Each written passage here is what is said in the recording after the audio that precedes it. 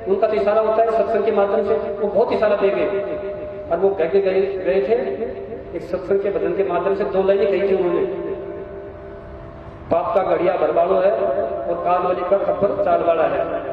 तो मतलब कालवली का खप्पर चल गया है, समझ लो आप।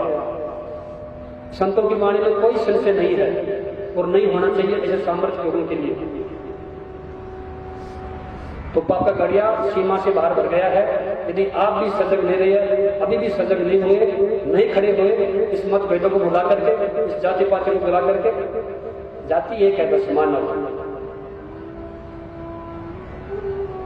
लेकिन आप हमने कितनी भयंकर, मतलब लोगों को 30 है, कई लोगों को तो 30 है, बुजुर्गों को तो बहुत भयंकर, जो आज कुछ बन गए, उनके साथ क्या क्या जाती हुई थी।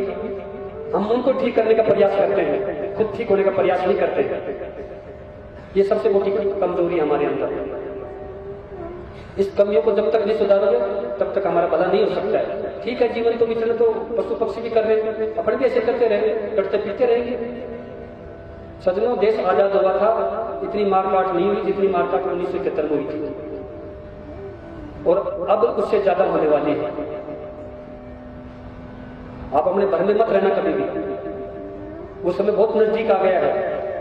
आप देखिए, जो अपने आप को टेक्नोलॉजी देश कहते हैं, अपने आप को ज्ञान का भंडार कहते हैं, ये लड़ाइयां वहीं शुरू हो रही है और इतनी आगे से बढ़ रही है, वो आंच यहां तक भी आ सकती है। ये तो उस परमपिता परमात्मा की कृपा समझो, सदगुरु भगवान की कृपा समझो कि हमने ये संकल्प लिए हैं। मैं नहीं मानता हूं कि मेरे ही बोलने केवल संकल्प से ऐसे बहुत अंतर्मुखी होकर के लोग कर रहे होंगे देश के प्रति, राष्ट्र के प्रति, अपने धर्म के प्रति। लेकिन मैं आपके सामने साक्षी रूप में कह सकता हूँ 2008 में क्या स्थिति थी, उस स्थिति को भाग करके और ये संकल्प लिए गए और आज स्थिति कितनी अच्छी बन गई। लेकिन ये इसका मतलब ये नहीं है हम 2008 में, हमने सोच लिया कि 2008 में सब कुछ हो जाएगा। मेहनत करनी पड़ेगी, कुछ दूर तक चलना पड़ेगा, तब कुछ प्राप्त होगा।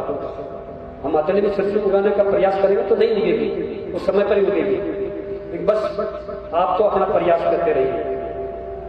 जिस प्रकार से एक नदी जब बहती है तो उसका पहले नक्शा नहीं बनाया जाता है कि नदी बहकर किधर से निकलेगी और कैसे समुद्र में जाएगी। वो रास्ता अपने आप ढूंढ लेती है, उसका काम है बहने का।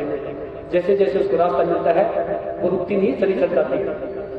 ऐसे ही हमें सदकर्मों के माध्यम से कार्य करने हैं, हमें निरंतर करने हैं, कभी रुकना थकना डटना नहीं है, तो सब पे अपने आप मंजिल मिल जाएगी।